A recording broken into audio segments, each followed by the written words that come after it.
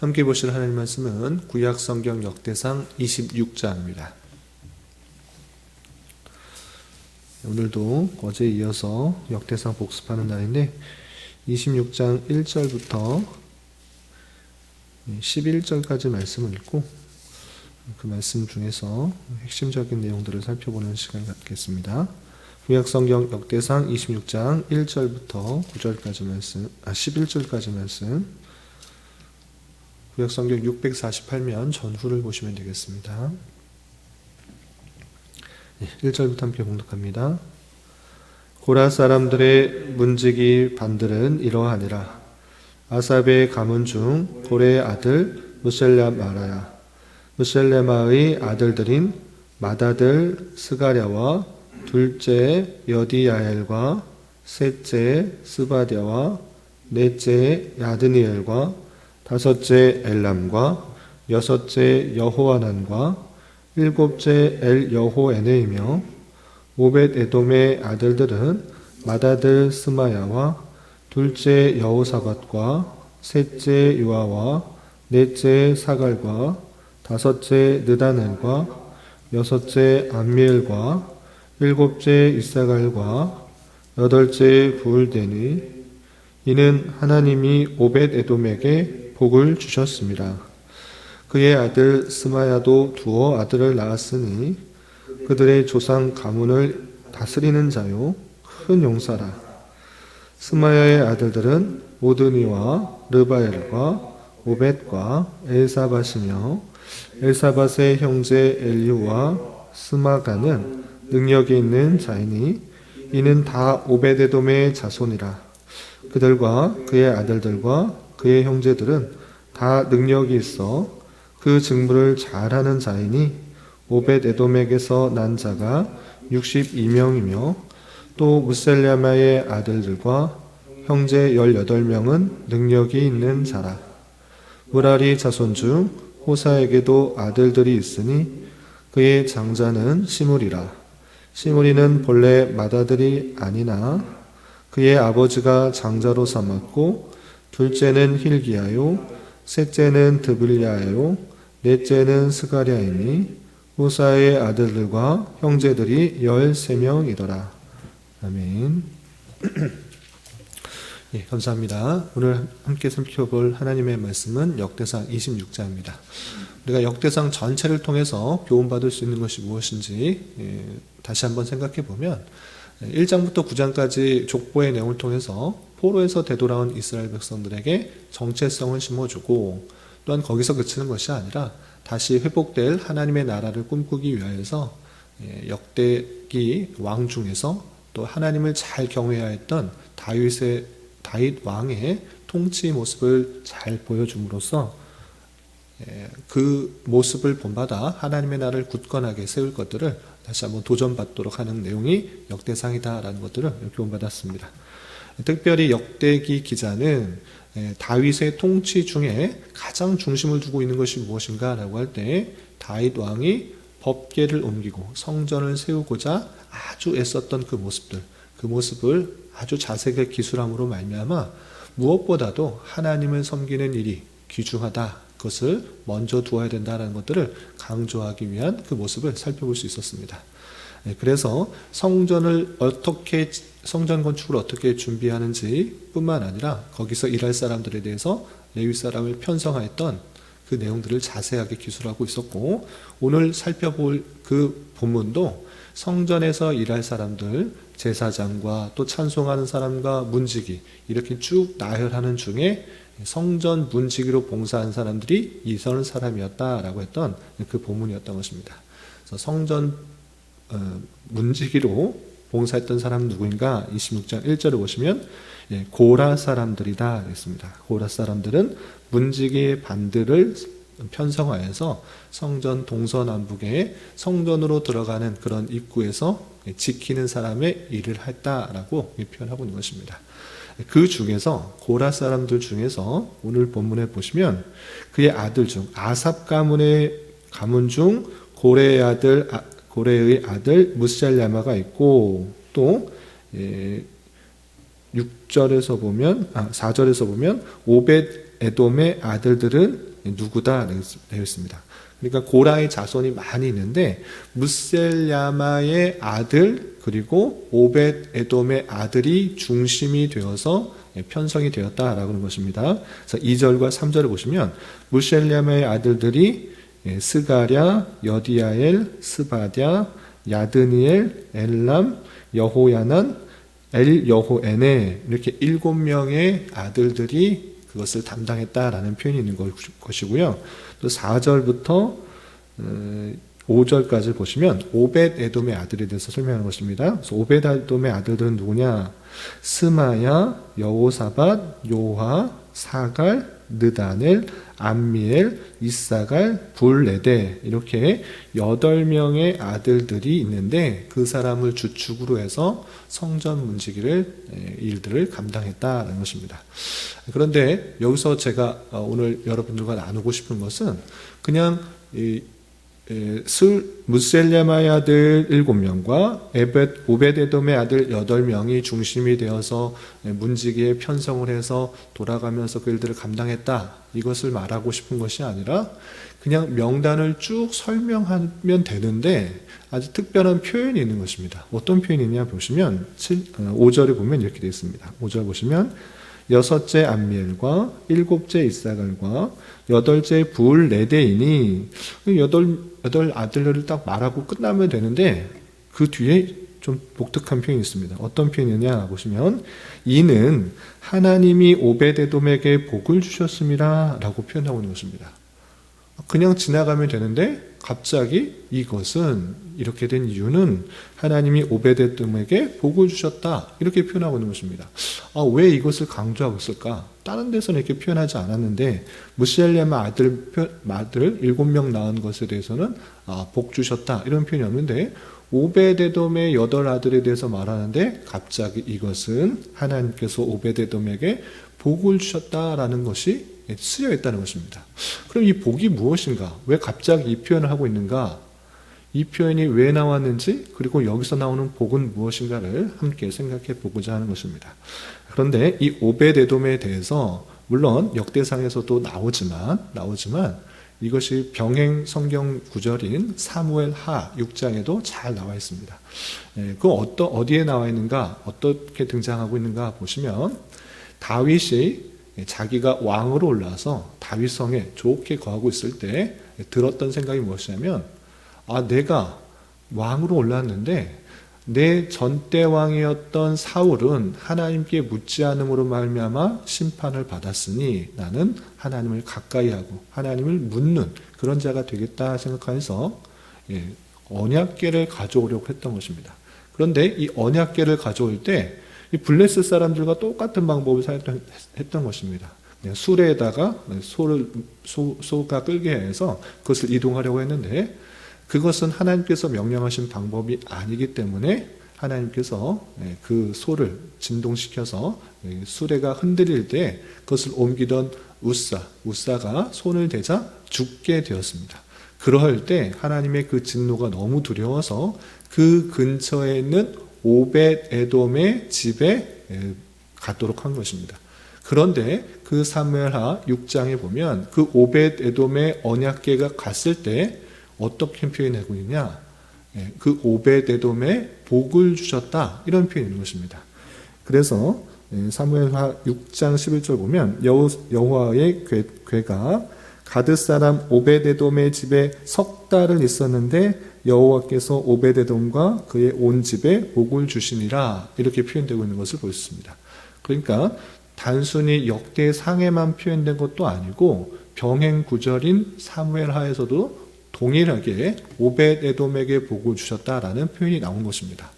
그럼 오벳에돔에게 복을 주셨는데 3개월 동안 있었는데 그것으로 인해서 복을 받았다. 도대체 무슨 복을 받은 것인가? 어떤 복을 받았는가? 우리는 궁금하지 않을 수 없습니다. 그런데 먼저 생각해야 될 것은 무엇이냐? 이 복이 무엇인가를 어떤 복을 받았는가? 이것에 대한 궁금증을 가지기 전에 복의 근원, 복이 어디서부터 오는지를 우리는 먼저 생각할 수 있는 것입니다. 그럼 무엇이냐? 오벳에돔의 하나님의 궤가 온 것은 오벳에돔이 희망했었기 때문입니까? 노력을 했기 때문입니까? 전혀 그렇지 않습니다. 자기가 그 언약궤를 모셔오고 싶은 마음이 있었던 것도 아니고 계획을 한 것도 아니고 어떤 노력을 한 것도 아닙니다. 그러나 하나님의 진노가 임했기 때문에 다윗이 두려운 마음에 그 궤를 그 근처에 있는 오벳에돔의 집에 보내게 되었던 것입니다. 그런데 그 오벳에돔의 집에 궤가 갔는데 거기에 복이 임했다라는 것을 통해서 우리는 복의 근원, 복이 어디서부터 오는지를 우리는 깨닫게 되는 것입니다.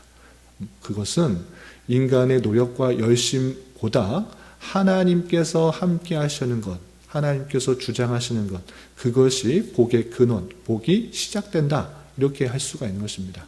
그래서 사람의 노력과 정성과 열심을 더 뛰어넘어 하나님께서 주권 가운데 그곳에 계시면 복이 임할 수 있다는 것을 먼저 우리는 깨달아야 되는 것입니다. 이 복의 근원을 먼저 생각하고, 그렇다면 오벳에돔이 받은 그런 복은 무엇인가? 도대체 어떤 복을 받았다는 것인가? 라고 할 때 사무엘하 6장 12절에서는 그의 집과 그의 모든 소유에 복을 주셨다, 이런 표현만 있습니다. 집과 모든 소유에 복을 주셨다. 재물적, 물질적인 어떠한 풍성함을 가진 것으로 생각할 수 있습니다. 근데 구체적으로 어떻게, 얼마나 늘어났는지, 어떤 집에 또 소유가 어떻게 됐다라는 것이 잘 나오지 않습니다. 그냥 집과 소유에 복을 주셨다라는 표현이 있는데, 그런데 그것을 구체적이고 더 자세하게 표현하고 있지는 않습니다.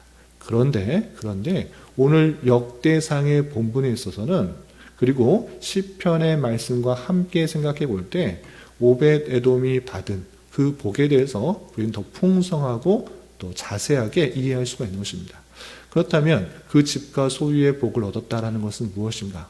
오늘 본문과 함께 생각해 보면 이런 것입니다. 어떤 표현이 있는가 보시면, 오벳에돔이 8명의 아들이 있었는데 이것은 하나님이 오벳에돔에게 복을 주셨기 때문이다 라고 표현되고 있는데, 여기서 그치지 않고 오벳에돔의 그 자손들이 어떻게 됐나, 그 내용을 좀 보도록 하겠습니다.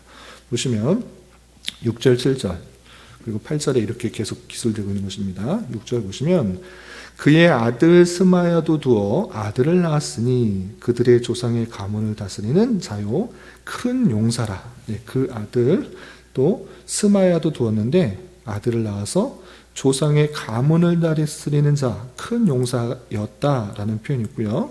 또 스마야의 아들들은 오드니와 르바엘과 오벳과 엘사밧이며, 엘사밧의 형제 엘리후와 스마갸는 능력이 있는 자니 이는 다 오벳에돔의 자손이라. 그들과 그의 아들들과 그의 형제들은 다 능력이 있어 그 직무를 잘하는 자이니 오벳에돔에게서 난 자가 62명이며, 이렇게 되어 있습니다. 오벳에돔의 자손, 8절에서 자세히 보면 오벳에돔에게서 난 자, 그 자손들을 보니까 62명이다 라는 표현이 있습니다. 그래서 그 집안에 복을 주셨다라는 것은 여기서 본문과 함께 생각해 볼 때 자손이 62명이나 되는 많은 자손을 낳을 수 있었다. 그 집안에 풍성한 자녀가 낳았게 된 그 은혜가 임했다, 그 복이 임했다라는 것을 살펴볼 수 있습니다. 그러면 자손만 많이 나오면 복 받은 것인가? 물론 그 자손의 복도, 자손이 많이 나는 것도 큰 복인 것입니다. 성경에서 아브라함에게 복을 주셨을 때 그 자손이 번성케 하는 그 복도 포함된 것을 보아서 그 자손이 많은 것, 복이 아니다 할 수 없고 하나님께서 주시는 큰 복입니다. 그러나 그럼 자손만 많이 나오면 복 받은 것인가? 그렇지 않고 그 자손들에 대한 설명도 우리는 살펴볼 수가 있는 것입니다. 그 자손들에 대해서 어떻게 표현하고 있습니까? 6절에서도 그 가문을 다스린 큰 용사가 나왔다라는 표현이 있고, 또 7절에서도 능력이 있는 자더라라는 표현, 또 8절에서도 그의 형제들은 다 능력이 있어 그 직무를 잘하는 자이니 라고 덧붙여서 표현하고 있는 것입니다. 자손만 많이 나왔다. 그런데 자손을 많이 낳았더니 부모의 속을 썩이고 또 선조의 속을 썩이는 하나님의 말씀을 배반하는 사람들만 많았다. 이건 복이 되겠습니까? 그렇지 않은 것입니다. 그렇지 않고 하나님을 잘 섬기고 또 자기 직무를 잘 맡아서 큰 용사의 역할들을 감당하고 또 직무를 잘 감당하는 그런 능력을 가진 사람이 많이 나왔다. 이것이 참된 복이다. 이렇게 할 수 있는 것입니다. 그리고 여기서 그치지 않습니다.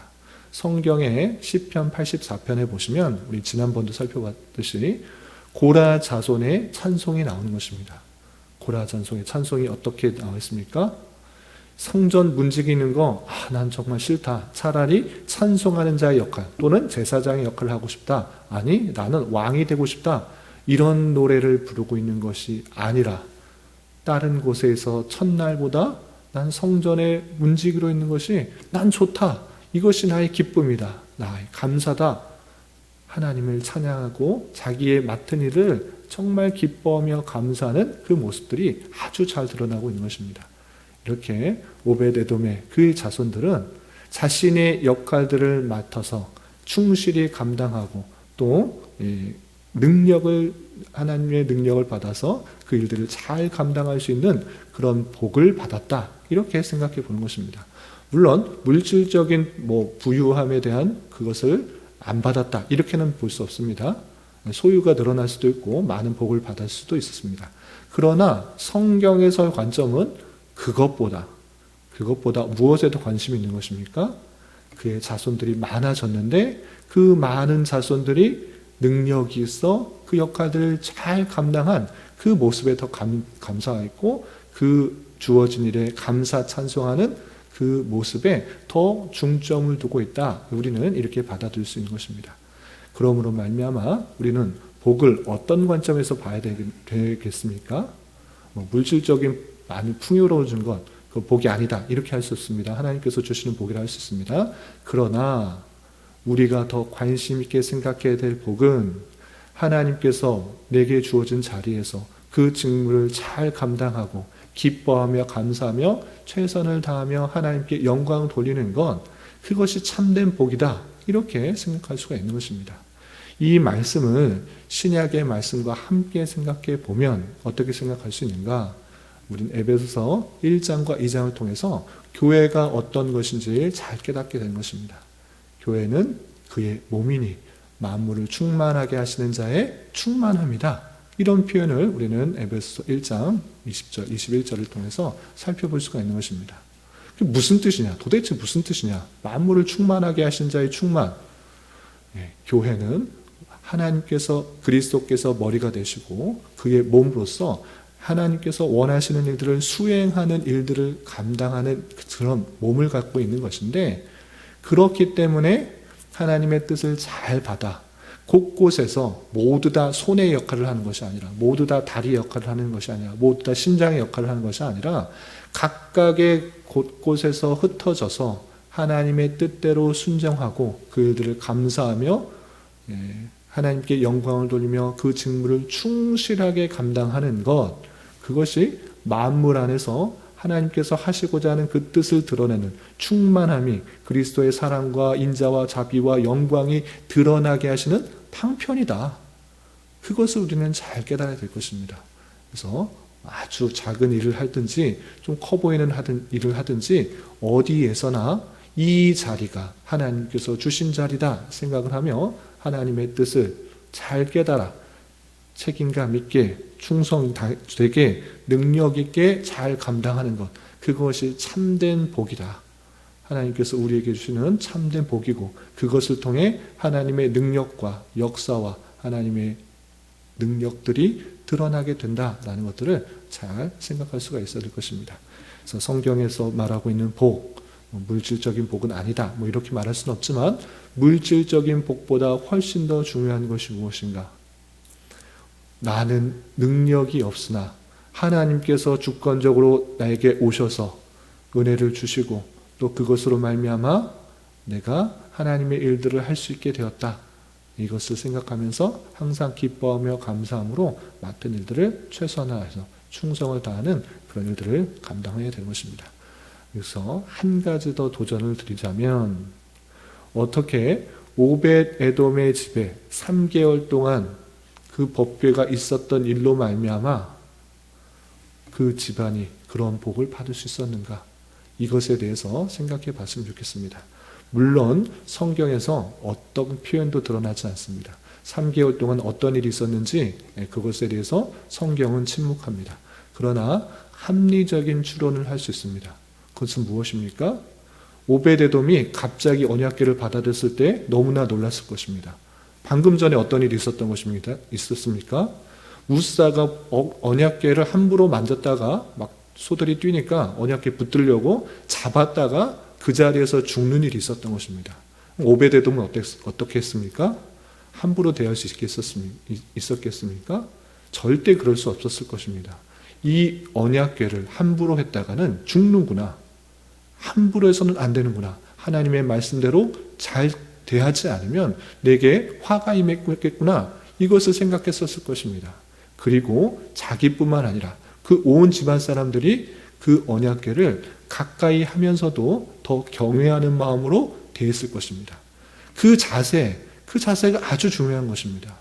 하나님의 임재가 가까이 있고 함부로 대하는 것이 아니라 하나님의 말씀에 근거하여서 그 언약궤를 대하고 하나님을 대하려고 하는 그 자세가 3개월 동안 있어질 때 그의 생각이 변하게 되고 사람의 마음이 변화되고 삶의 자세가 완전히 바뀌었다. 이렇게 추론할 수가 있는 것입니다. 그런 하나님을 경외하고 하나님을 가까이 하고 하나님의 말씀대로 살아가려는 그 자세가 훈련될 때에 하나님께서 그 온 가정에 복을 내려주시고 삶의 자세가 바뀌고 또 물질적인 풍요도 더해 주셨을 것이다. 이렇게 합리적으로 추론해 볼 수가 있는 것입니다. 이러한 것처럼 우리 또한 하나님을 함부로 대하고 있고 내 마음대로 대하고 내가 원하는 대로 하나님을 섬기고 있지는 않은지 삼가 되돌아 봐야 될 것입니다. 모든 것을 주관하시고 모든 것을 역사하시는 주님, 그 분을 온전히 깨달아 두려워함으로 또 그를 경외함으로 하나님을 가까이 하되 하나님께서 원하시는 방법대로 섬기기를 힘쓰고 하나님께서 원하시는 뜻이 무엇인지를 잘 깨달아 그런 삶을 훈련할 때 우리의 삶의 자세가 바뀌고 우리의 삶의 관점이 바뀌고 또 우리의 행동이 바뀌게 될 것이며 그러한 삶을 통해서 하나님의 선하신 뜻이 이루어 나간다는 사실을 잊지 말고 그런 삶을 소망하며 살아가야 될 것입니다. 오늘 하루 살아가실 때 또 남은 한평생 살아가실 때 이런 말씀의 교훈에 따라 힘있게 살아갈 수 있는 저와 여러분이 되시기를 주님의 이름으로 부탁을 드립니다. 기도하겠습니다. 하나님 아버지 감사합니다. 오늘 말씀을 통해서 성전 문지기 역할을 했던 고라 자손들에 대하여 살펴보았습니다. 이런 말씀을 대하는 자로서 복의 근원이 오직 하나님이며 하나님을 가까이 하는 자들에게 임하는 풍성한 은혜가 있다는 것을 잘 깨달아 주님의 말씀을 늘 묵상하며 주님과 동행하는 삶을 살아가게 하여 주시고 우리가 하루하루 살아가는 것이 오직 주님의 은혜인 줄 알아 늘 감사 찬송하며 우리에게 맡겨주신 일과 상황에서 최선을 다하여 주님의 백성이요 주님의 몸으로서 충성을 다하며 살아가므로 그리스도의 충만이 우리를 통해 온전히 드러나는 역사가 있도록 은혜를 더하여 주시옵소서.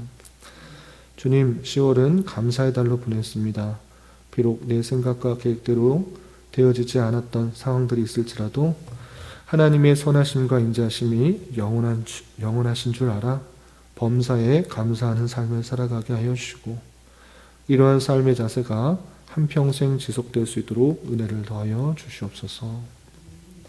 주님, 교회 내 육체의 질병과 연약함으로 생활이 어렵고 불편한 가운데 있는 여러 성도들과 병원에 치료를 받는 자녀들 있사오니 주님 지켜주셔서 건강하게 잘 치유되고 회복될 수 있도록 인도하여 주시고 직장과 사업장의 문제로 가족의 전도와 신앙을 위해 복된 결혼과 가정을 위해 아이 임신과 남편의 사업을 위해 주님께 간절히 부르짖며 나아가는 여러 지체들이 있사오니 주님 그들과 함께하여 주시고 그들의 기도 응답해 주시사 우리의 기대와 소망보다 훨씬 더 풍성한 것들로 채워주시는 하나님을 깊이 경험할 수 있는 기회 되도록 인도하여 주시옵소서. 이 시간 각자 간절하게 간구하는 기도 제목 주님께서 들으시고 가장 선한 것들로 응답하여 주시옵소서. 예수님의 이름으로 기도 올리옵나이다. 아멘.